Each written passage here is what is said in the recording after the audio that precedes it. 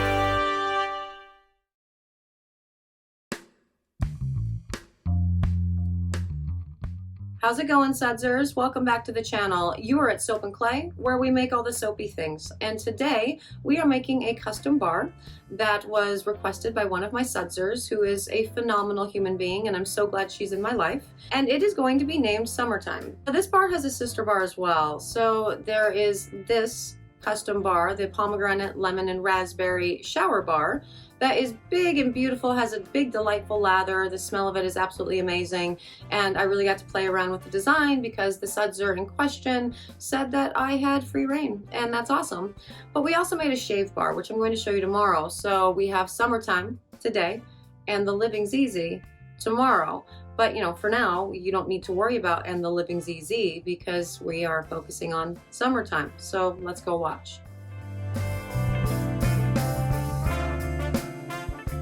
I really can't believe that we're at day 100. How crazy is that?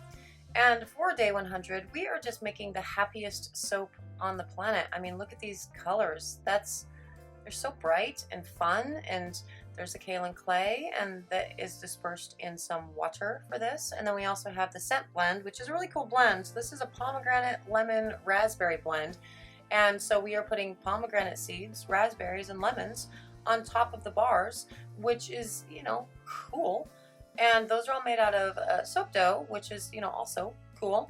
And this was actually a custom order from a sudser, so I am making it for her and adding it to, the line for a super limited time because it's summertime. And I know it's been summertime for a while, right? But in the Pacific Northwest, I don't know. It feels like summer never actually gets here. But right now the weather's decent and it's not dumping rain every single day. So that's great. So now I'm counting it as summertime. Now, this particular soap batter, the oils in this soap, I like to stick with some nice lightweight oils for summertime. So we have grapeseed as well as apricot. And we also have some canola. And then for the solid oils, I have babassu and coconut, and that is it. So it's a very light, almost effervescent bubble that's going to come from this particular soap oil blend. And the blend itself is about a 50-50 split between liquid and solid. And when I say about, I mean exactly a 50-50 split. And what I'm going to be playing with today in this design, obviously we are decorating the tops with the lemons and the raspberries and the pomegranates, but I'm going to be playing with some drop swirls in this. And the reason for that is that I haven't actually done a drop swirl soap in a minute.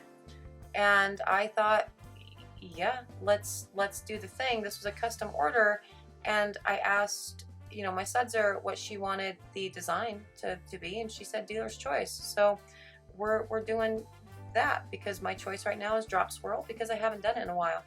So that was the thought process behind that, and that's all. Now that everything has been mixed in well, the batter is nice and fluid. It's about sitting at a thin trace if you define things by trace. That's cool. And that will be a good consistency to do the pour itself, because with the pour itself, a drop swirl, you can't have the batter you can't have the batter too thin, because it will just all sort of, I don't know, fall down to the bottom of the mold and not form like, a drop, like you would expect a drop to look like, really, if your batter is too thin. So soaping and emulsification with this is not the best idea. I do recommend getting it a little bit thicker. So dealing with a thin trace, close to a medium trace, that would be the best soap consistency that I have found with a drop swirl.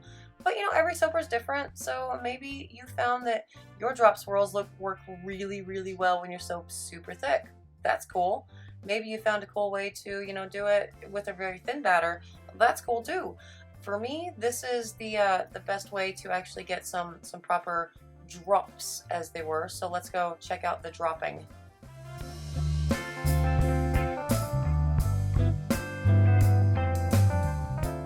Okay, so on to the pour. I am going to put, about 2/3 of the batch of the batter into the soap mold. And see the little marks on the left-hand side? I've gone ahead and scored out the mold itself, so I know basically where we're going to cut. And I decided with this drop swirl, there are a lot of ways you can do a drop swirl, right? You can alternate colors one on top of each other, and those are beautiful. Love those. Or you can do, lots of other things.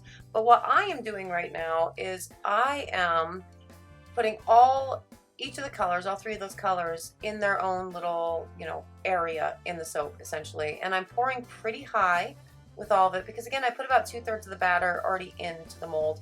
And I want the drop to go down to about the halfway point with the bar. So I'm going to let gravity do its thing, and that means I pour high. So, I put my beaker higher up in the air as I'm pouring to, let it fall into the white batter, more. And then I am going to just cover all this up. I'm not taking a skewer to it. I'm not taking a hanger. I'm not doing anything else to it. It's another cool thing about drop swirls is that you don't have that. You don't have to do that second step of swirling it with a hanger or, a skewer or spinning it around on the counter. Whatever, it's just that pour, and that's fun. And for the top, it's a messy top. I'm just going to take whatever I have left in the beakers and scrape it onto the soap top and, do something with it just for funsies. Again, there's no rhyme or reason to this. It's just 3 fun colors that exist in harmony right now, and we're going to make sure they're represented on the top of the bar too. But really, I don't want too much of the color on the top because I want to give a nice base for the placement of the lemon and the raspberries and the pomegranate seeds. And I will actually not be placing these, cute little fruits because Georgia May was right here, and I was like, hey, do you want to place the things? Because she's got a good artistic eye, and so she's going to be doing that. And so now we get to see her artist brain in action to determine what the prettiest way to put lemons and raspberries and pomegranate seeds onto a bar of soap would be. And so we're gonna just enjoy that. One of the reasons why I asked Georgia to put the fruits on the top is, well, because she made them, so she should get to put them on, right? I can't have her do the hard work and then not get to enjoy the, placement and the, because this is the bar. This makes the bar. I mean, it's a cool bar, but the lemon, look at those. She even put lines in the lemon. Stop it. Stop it. She's ridiculous. And so, yeah, the placing of the fruits will be the last step before we put this into the oven to C-pop. And, definitely C-popping this because look how big and bright and beautiful the colors are with that. We want those colors to stay. And the water concentration with this particular soap was pretty low. Actually, there wasn't a lot of water in it, so I'm not at all concerned about glycerin rivers. I mean, I love glycerin rivers, but I'm not going to get them in this bar for sure. And that's all good. One thing to keep in mind when you are C-popping soaps that have embeds on top, decorative tops, if you are using melt and pour as your decorative top and you C-pop something, those little bits are definitely, well, not definitely, but very likely to melt. And, you know, just take that from the experience of me, like 5 years ago, when I C-popped something that had the cutest little decorative top that I made with melt and pour, and it turned out to be just a melted mess of nothing the next day. And I was heartbroken, obviously, because that sucked. But yeah, no, just keep that in mind. C-popping is not a good idea if you have any sort of melt and pour component in your soap, because you're not going to, hey, good save, Georgia May, love that. Because you're not going to be happy with the sort of melted results at the end. But all of these, we don't have to worry about them, because again, they are all soap dough. So they look awesome, and they are not going to melt. I'm pretty sure soap dough never melts. I have done C-pop, I don't know why it would. I've C-popped soap dough tops forever, and I have not had that issue. So pretty sure if someone has an example of otherwise, let me know, and then I will, you know, change my belief system on that, really. But for now, that guy's beautiful. Look how pretty. And that's ready to be put in the oven for the spawnification, and we will cut into this tomorrow and check out the drop swirls that are inside.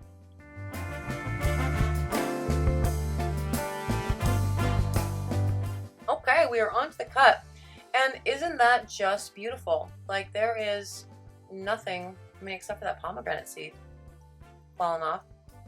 Everything else looks fine though. There's nothing wrong with this. This is a really pretty bar of soap. Everything is smooth and glossy. It's so beautiful. Oh yeah, that's lovely. That's C-popping, my friends. I love that. Now that's especially important with like clay soaps, because clay soaps always tend to be a little bit rustic and craggy anyway, and I use copious amounts of clay in all of my soaps, right? Like a lot of clay. And so I'm always contending with that, and that's one of the other reasons why I C-pop everything, because when I C-pop a clay soap, it tends to sort of even out the rough texture that you're going to get from your clays, which is good. I like that. And I really like that. Look how cute that is. Oh my gosh. That is so adorable. Let's see what else we have here. Oh, those are super pretty. Now, I guess maybe Georgia May and I should have had some communication with all of this, because I poured, you know, like the purplish and then the yellow and then the pink for the drop swirl, and then she went yellow, pink, purple for the top. But I don't think it really matters, but it looks great. It doesn't, I don't think it matters. Do you think it matters? Do you think it matters, Georgia May? And it's beautiful. I love these soaps. They're so bright and fun. That's so nice. And that blend, that lemon, raspberry, pomegranate blend, it's so good. It is so fresh, and it's sweet, and it just screams all things awesome about summer, which is good. And I really love how the middle yellow drop swirl ended up being round, you know, like a lemon. So that's super awesome. And it's just cute. Oh, one of the things I love so much, yeah, that's a winning bar right there.